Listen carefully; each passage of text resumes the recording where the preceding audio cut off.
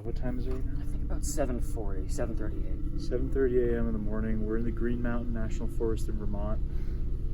Camped in some random spot down an old road. We had some weird stuff happening. We're just still trying to rationalize what exactly happened. Yeah. But last night we did knocks pretty much all around camp. Yep, we had one over here, two over here maybe, and then you walked up and down the road a bit. We walked up and down the road. We deployed a pheromone chip, and then we were talking for a while last night. We slept without a rain cover on, so we could see stars, everything. Didn't hear a whole lot. It was maybe, 5, 6 something in the morning. I don't know exactly when. I was in and out of sleep, and I thought I heard 3 pretty distinct knocks. And I noticed my audio recorder had shut off. I was running audio all night. I was like, oh man. So I turned it back on, and then maybe 20, 30 minutes later, I hear this one knock. And you heard it as well. Yeah, because that was actually shortly after I got it to take insulin. And I come back in, and I lay down for maybe 2 minutes. And I hear this, and I immediately turn to you, and I'm like, did you hear that too? And yeah, and so we just kind of sat there for a while, maybe 10, 15 minutes later. Is that when the stuff started I would say about 10 falling, minutes later, yeah. And what happened was our tent's right over here, and right over at the edge of the woods, I mean, we're like a foot from the woods here. There is the sound of stuff coming through the trees and hitting the ground. All right, so here is where we have our tent. Basically, we've got the pheromone chip a little bit of ways in the woods over there, but this is around the area where we were seeing stuff fall from. So, I was right in the tent, and I could see right through into here. That's where the stuff was falling. I was sleeping here. Karac was right there. So, I mean, we saw it coming down, and up in that area, that's where that grove of trees is, where it's pretty clear up there, and you can walk a lot quieter in that area than you can through some of this brush.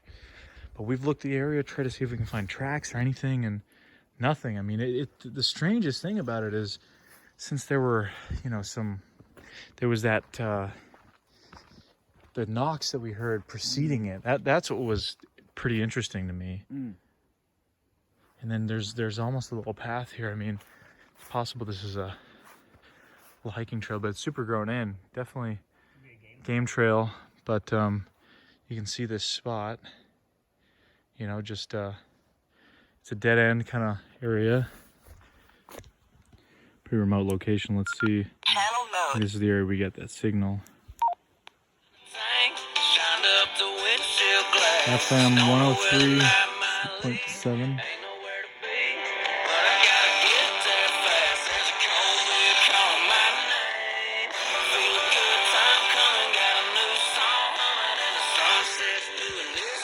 And I think it was after the first time, because it happened about 6 times, I think you said. 5 or right? 6 times. 5 or 6 we have it times. on audio, and I Yeah. was just listening to it before my audio recorder battery died.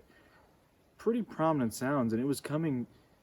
I was sitting up at this point in the tent. I could see it kind of coming down and arching. Yes, and that's the thing, right? Is that, I mean, I've been saying it all day, so it's kind of me rehashing, but things don't fall in arches. No. So we don't have debris falling from a tree. We have debris being launched.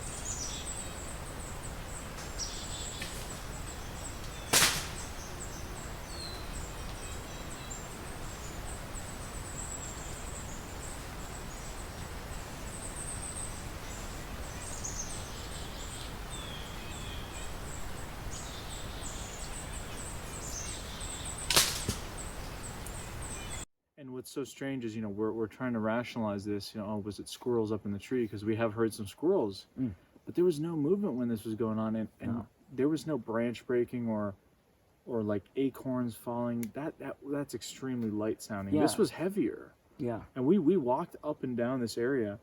There's a grove of trees up there where I guess you could possibly sit up there and launch stuff, but once after the initial sounds stuff falling came down, we immediately went straight into the woods over here by where this is like similar direction where you have the pheromone chip. Yeah, this is almost right in the so same direction. we were down in here, and then there was a couple other things that fell or were thrown or something.